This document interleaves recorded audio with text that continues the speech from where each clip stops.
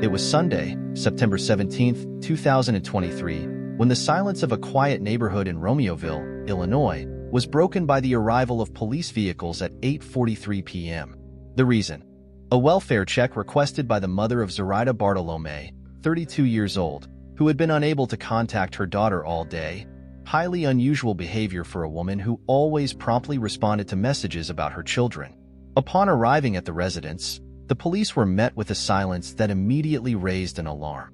In a house that was home to 3 dogs, the absence of barking or any movement was unsettling.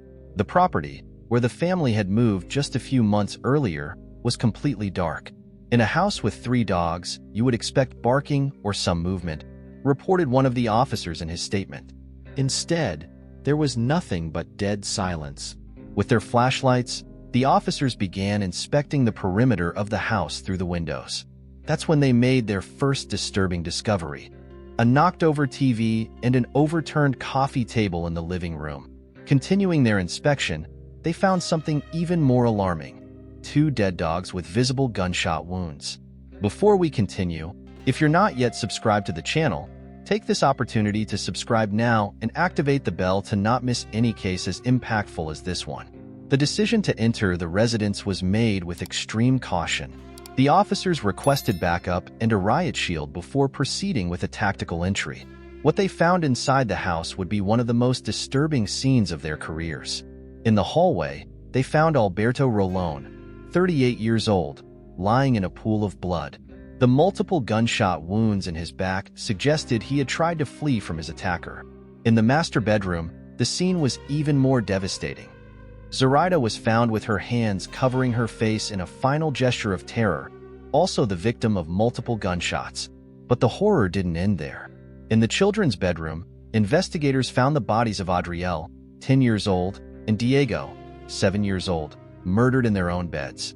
The family's 3rd dog was also found dead, evidencing the completely ruthless nature of the crime. Initial forensics revealed approximately 20 shots fired inside the residence. The dogs, in their final moments, had desperately scratched at the front door, trying to escape. The claw marks and evidence of struggle in the master bedroom indicated that Zoraida had tried to protect her children before being overpowered. In an apparent attempt to mislead investigations, the killer had left the letter F spray-painted on the walls, initially suggesting possible drug cartel involvement, a clue that would later prove to be part of an elaborate staging. When Zoraida's brother arrived at the residence, he found the street taken over by police vehicles. It fell to him to perform the painful task of informing his mother about the tragedy that had befallen the family. The news quickly spread through the community of Romeoville, a suburb of about 40,000 inhabitants southwest of Chicago, where crimes of this magnitude were practically non-existent.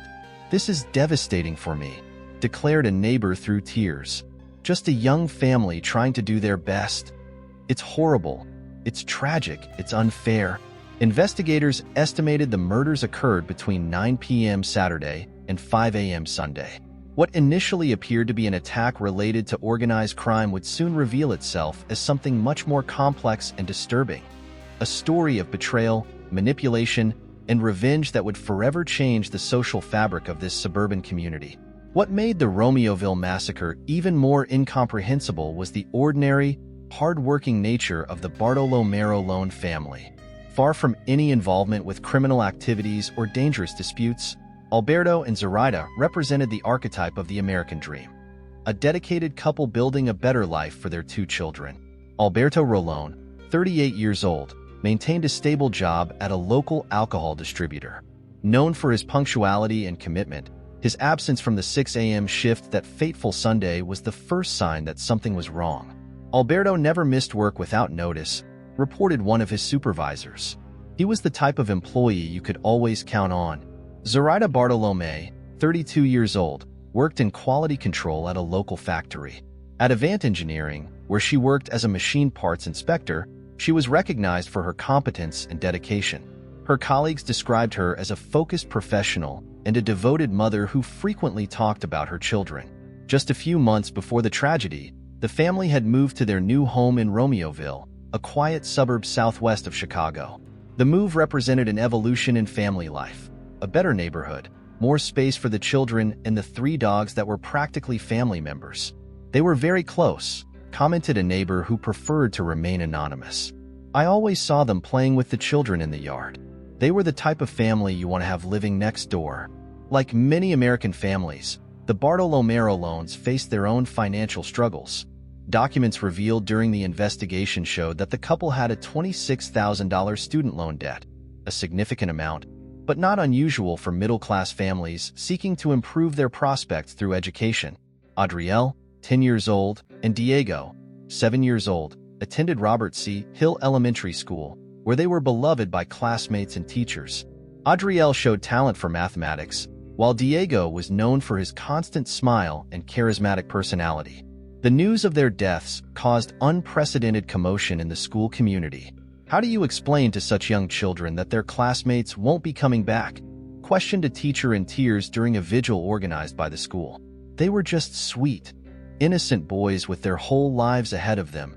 Initial investigations revealed no obvious signs of problems. The bills were up to date, there were no records of previous threats, and the family didn't own firearms, a detail suggesting they didn't anticipate any imminent danger. The family's routine was predictable and common: work, school, activities with the children, and caring for the 3 dogs that completed their home. Neighbors described them as reserved but friendly, the type of family that waved in passing and participated discreetly in community life. In the weeks leading up to the tragedy, nothing seemed out of the ordinary. The children continued attending school normally, Alberto maintained his work routine, and Zoraida continued with her responsibilities at the factory. However, subsequent investigations would reveal that beneath the surface of this apparent normality, a dark plot was developing. The facade of normality of the Bartolomeo family began to crumble when investigators discovered a crucial element that would completely change the course of investigations. Zoraida Bartolome maintained an extramarital relationship with a co-worker, Nathaniel Huey Jr., 32 years old. The affair began in May 2023, when both worked at Avant Engineering. What started as a friendship between colleagues soon transformed into something deeper. For Zoraida, according to confidences made to her sister, Nathaniel wasn't just an affair. He was her soulmate. She saw herself as Juliet, and he was her Romeo, in a forbidden love story that would, ironically, end as tragically as Shakespeare's work. The relationship between the two wasn't exactly a well-kept secret in the workplace. At Huey's workstation, investigators found a post-it note with Zoraida's handwriting that said, "You mean so much to me. I don't think you understand how much I really love you." Alberto Rolón eventually discovered his wife's infidelity. His initial reaction was surprisingly contained for a betrayed husband, except for a moment of fury when he punctured one of Nathaniel's car tires. After the incident, Alberto even paid for the damage to the vehicle and only asked that Nathaniel keep his distance from his wife. Unlike many similar cases, Alberto chose not to end his marriage after discovering the betrayal. According to close friends of the couple, he believed that keeping the family together was more important than marital infidelity. This was not, apparently, the first time Zoraida had been involved in an extramarital affair, but the couple always managed to overcome these situations. What made the situation even more complex was the fact that Nathaniel also maintained a stable relationship. He was engaged to Herlinda Palomo, a 50-year-old woman, with whom he had lived for 8 years. Although not legally married, they presented themselves as husband and wife and shared a life together. Investigations revealed an extensive history of communications between Zoraida and Nathaniel. They communicated primarily through messaging apps and social media, trying to keep the relationship discreet, though not always successfully. Their meetings occurred during work hours, or at times that could be justified as professional commitments. In June 2023, the situation began to become more tense. Threatening messages began arriving for Zoraida, warning her to keep away from Nathaniel. The messages suggested that he was about to be implicated in a murder investigation and that she would be putting her children in danger by continuing the relationship. In the weeks leading up to the tragedy, Nathaniel's behavior began to change. He seemed more distant and paranoid, according to reports from co-workers. Zoraida had confided to a colleague that she was worried about her family's safety, but these concerns were never taken to the authorities. In retrospect, the silence of all involved Zoraida about her concerns, Alberto about the threats he received, and co-workers about Nathaniel's erratic behavior, created a perfect environment for the tragedy that was to come. While initial investigations focused on the obvious love triangle between Zoraida, Nathaniel, and Alberto, a fourth person would emerge as the true architect of the massacre. Herlinda Palomo, 50 years old, Nathaniel Huey Jr.'s apparently devoted fiancé. Herlinda and Nathaniel had maintained a relationship for 8 years. Although not legally married, they lived as husband and wife, sharing a house and a life together. In the eyes of the community, they were a normal couple. She, a mature 50-year-old woman. He, a man 18 years younger who had apparently found stability by her side. It wasn't the first time Herlinda had faced Nathaniel's infidelity. During the interview with investigators, she revealed a history of betrayals dating back to 2015, when they began their relationship.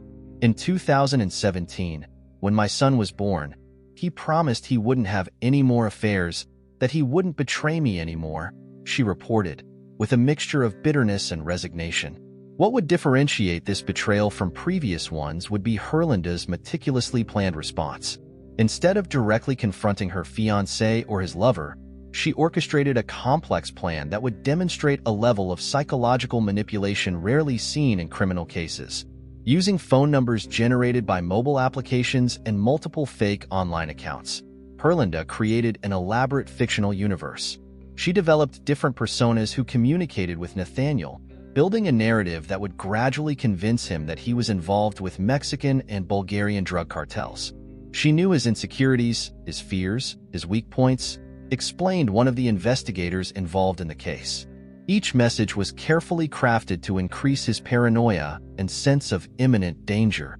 In a move that demonstrated the complexity of her plan, Herlinda also sent anonymous messages to Zoraida and Alberto, warning them about the supposed danger that Nathaniel represented. A handwritten letter described him as a dangerous street gang member, in a calculated attempt to sow fear in all parties involved. Herlinda's controlling behavior had manifested previously. According to testimony from one of her daughters, Nathaniel had become extremely paranoid under her influence, to the point of covering the doorbell camera lenses and even the television's red light with tape, fearing he was being watched. As her plan developed, Herlinda maintained a facade of normalcy at home. She continued acting as the devoted fiancé while secretly orchestrating a plot that would culminate in multiple murders. "It's not the women who are to blame," she told investigators, speaking about Nathaniel's lovers. "It's his fault." The level of control that Herlinda exercised over the situation was frightening. She not only manipulated Nathaniel through fake messages, but also monitored his movements and communications. His phone was registered in her name, allowing her to closely track his activities. Even after the murders, Herlinda maintained her performance of innocence. When questioned by police, she initially presented herself as a victim of circumstances, a woman concerned about her fiancé's erratic behavior. However, the evidence that would later emerge would paint a very different picture, that of a manipulator who, driven by jealousy and revenge, orchestrated one of the most shocking crimes in recent Illinois history. The complex web of lies woven by Herlinda Palomo reached its peak on September 13, 2023, when one of the fictional personas she had created sent a crucial message to Nathaniel Huey Jr. The text, crafted to appear as if it came from an important cartel member, identified Zoraida Bartolome as an undercover informant, a Mo, who threatened to expose the entire criminal organization. During the previous 2 years, Herlinda had meticulously constructed a fictional world where Nathaniel believed he was deeply involved with a powerful criminal organization that merged Mexican and Bulgarian cartels.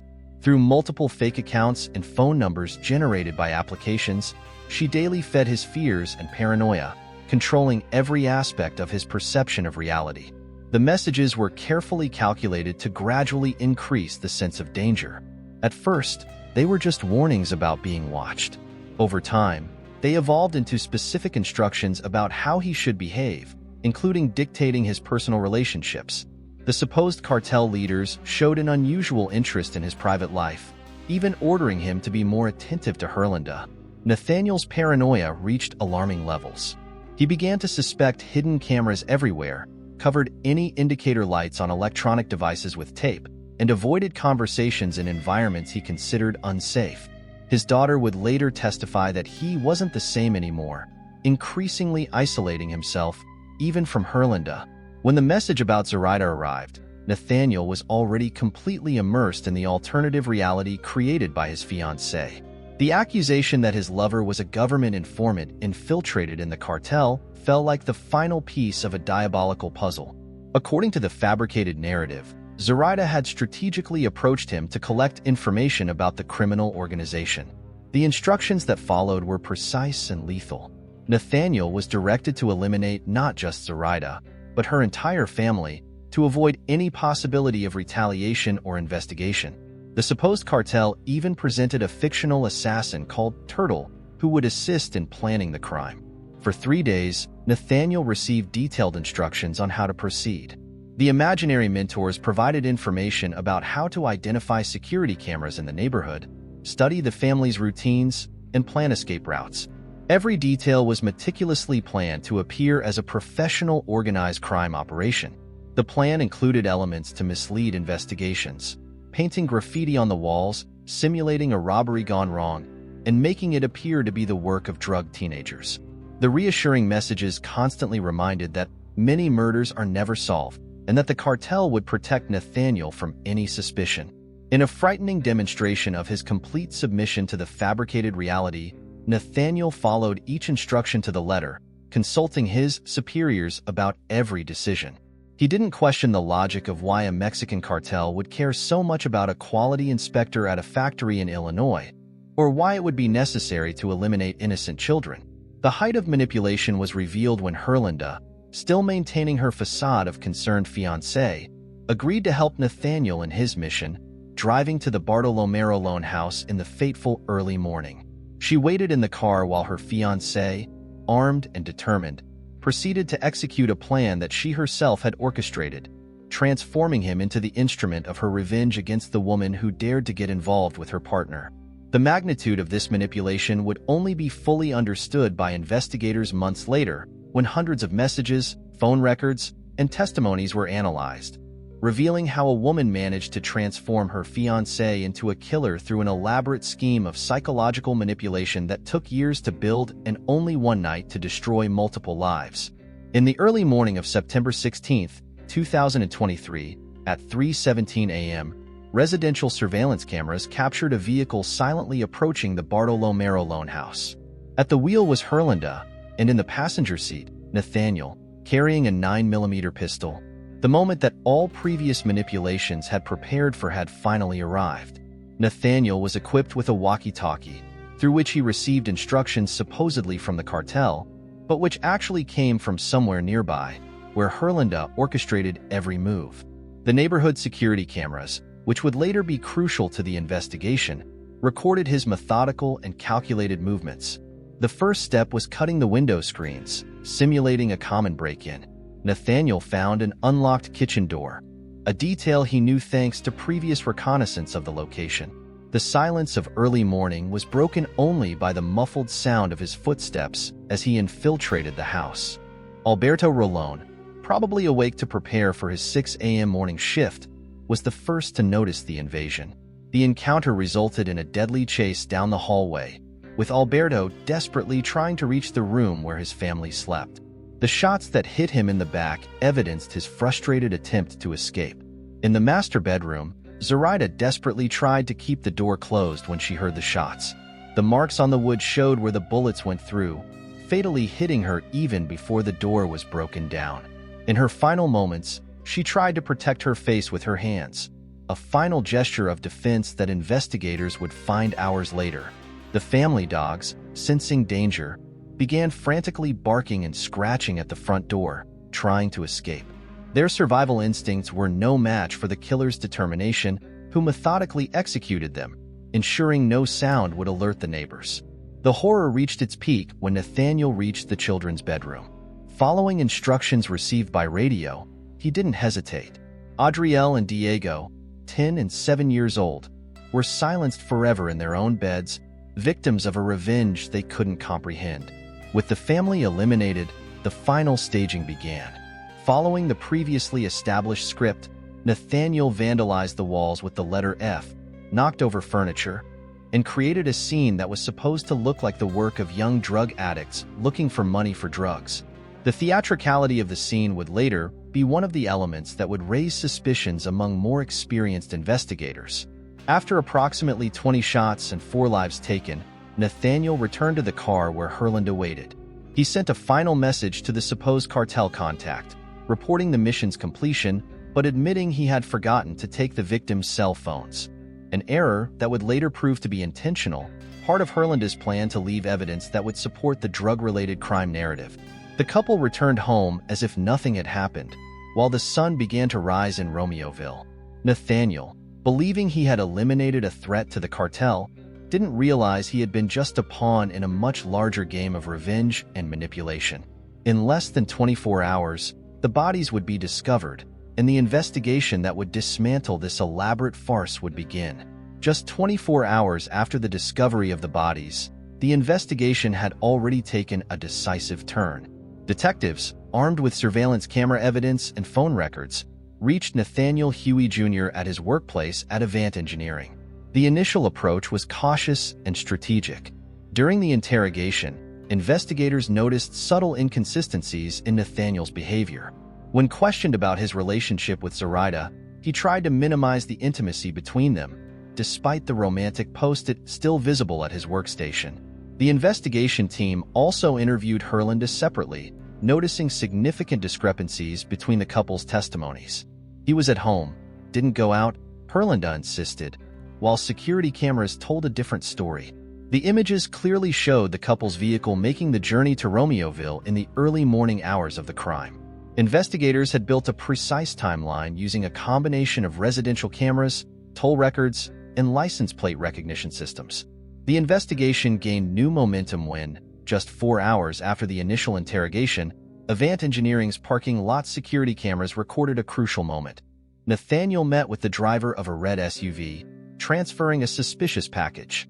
Later, it was discovered that the package contained an AR-15 assault rifle, a Glock pistol, and a significant amount of ammunition.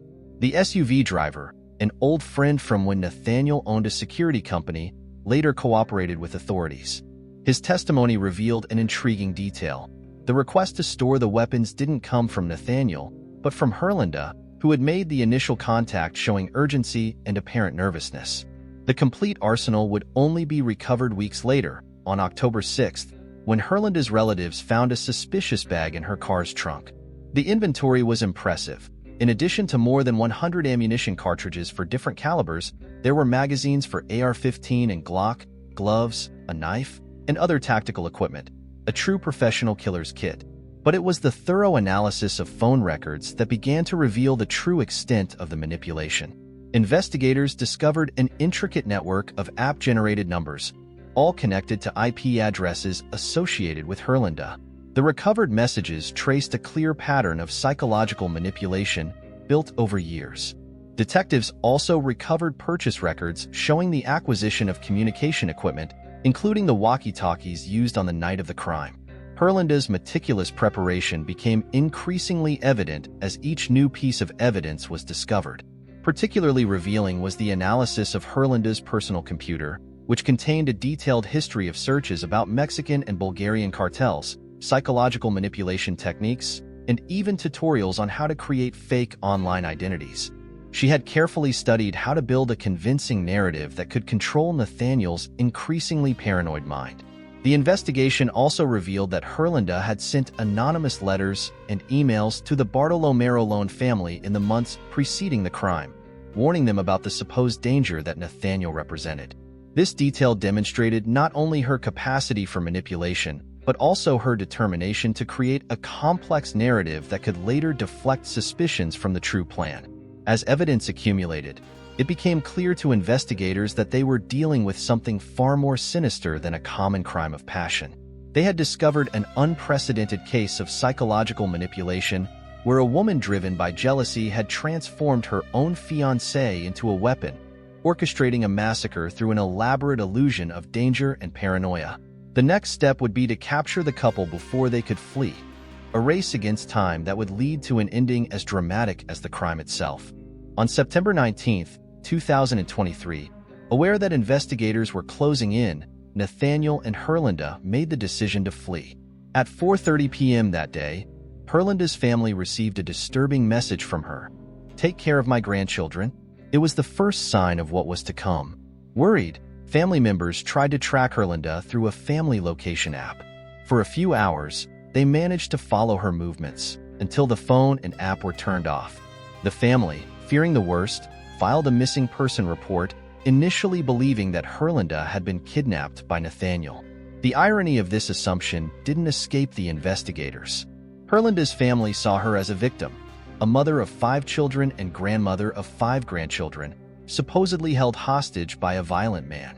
The reality, as we now know, was much more complex.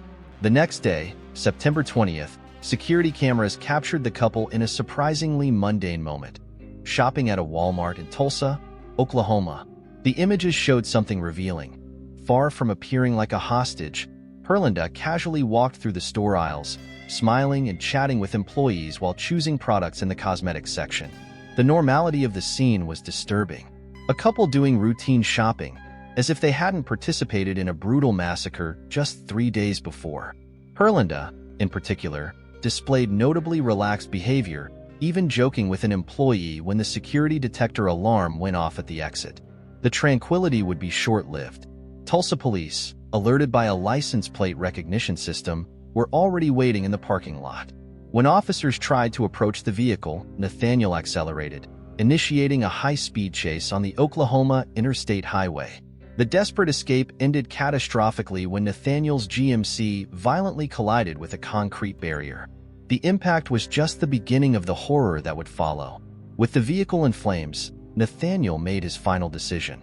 In an act of absolute desperation, he drew a gun and shot Herlinda in the head. Then, he turned the gun on himself. The first shot, positioned under his chin, wasn't fatal. With morbid determination, he fired again, this time achieving his goal. The scene Oklahoma police found was dantesque, a burning vehicle containing the couple's bodies. Herlinda, still alive, was quickly removed from the burning vehicle and transported to a local hospital. However, her injuries were too severe. She succumbed the following day, taking with her many of the secrets about her elaborate plot of manipulation and revenge. The dramatic ending in Oklahoma concluded the active part of the investigation, but left investigators with the task of fully understanding the extent of Herlinda's manipulation. The case would become one of the most complex studies of psychological manipulation ever documented, demonstrating how jealousy and obsession can transform seemingly ordinary people into architects of unimaginable tragedies. The final irony of the case lay in the fact that Herlinda, who had orchestrated the entire plot to avenge a betrayal, ended up dying by the hands of the same man she had transformed into a killer. Her revenge plan had worked perfectly, until the moment she herself became its last victim. After the dramatic ending in Oklahoma, investigators continued searching through the couple's past, discovering crucial elements that helped explain how a common story of infidelity transformed into a tragedy of unimaginable proportions. One of the most significant elements emerged from the testimony of the friend who had received the weapons in the red SUV. According to him, Nathaniel had faced a significant decline in his professional life in recent years. His security company, Black Bear Security, had lost important contracts, coinciding with worrying changes in his behavior. The same friend revealed that Nathaniel had developed a cocaine addiction, which contributed to his growing paranoia. This crucial detail helped investigators understand why he became such an easy prey for Herlinda's manipulations. The combination of financial instability, drug use, and paranoid tendencies created the perfect ground for stories about cartels to seem plausible. The investigation of the arsenal found in Herlinda's car trunk on October 6th revealed another disturbing aspect of the case. The bag containing more than 100 ammunition cartridges, multiple magazines, gloves, and other tactical equipment suggested a level of preparation that went beyond the Bartolomeo family massacre. Investigators speculate whether Herlinda had additional plans that never came to fruition. Particularly intriguing was the discovery that Nathaniel, despite his background in the security industry, was legally prohibited from possessing firearms due to a previous court order. This detail raised questions about how he gained access to the arsenal used in the crime. though evidence pointed to Herlinda as the likely facilitator. The warning messages sent by Herlinda to the Bartolomeo family gained new meaning in light of later revelations. What initially seemed like an act of conscience or hesitation was reinterpreted as part of her elaborate alibi construction, creating a narrative that could deflect suspicions from her if the plan went wrong. In the hours before their escape, Nathaniel made a partial confession to his mother, revealing that he had committed the murders because people were after him. When questioned about why he had killed the children, his response was disturbing. He believed they would be better off dead than alive without parents, a distorted logic that demonstrated how much his perception of reality had been altered by Herlinda's manipulation. The analysis of the couple's behavior at the Tulsa Walmart, hours before their deaths, provided investigators with a final glimpse of the dynamics between them. Herlinda, smiling and apparently unconcerned, maintained her facade of normalcy until the end. Nathaniel, on the other hand, showed visible signs of nervousness and paranoia, constantly looking over his shoulder. A particularly disturbing discovery was made at the couple's residence after their deaths. Herlinda kept a detailed diary on her computer, documenting parts of her plan and her reactions to Nathaniel's betrayals. The entries revealed a toxic mixture of obsessive love, pathological jealousy, and a calculated desire for revenge that had developed over years. The examination of the couple's social media and communications also revealed a pattern of controlling behavior by Herlinda that long preceded the affair with Zoraida.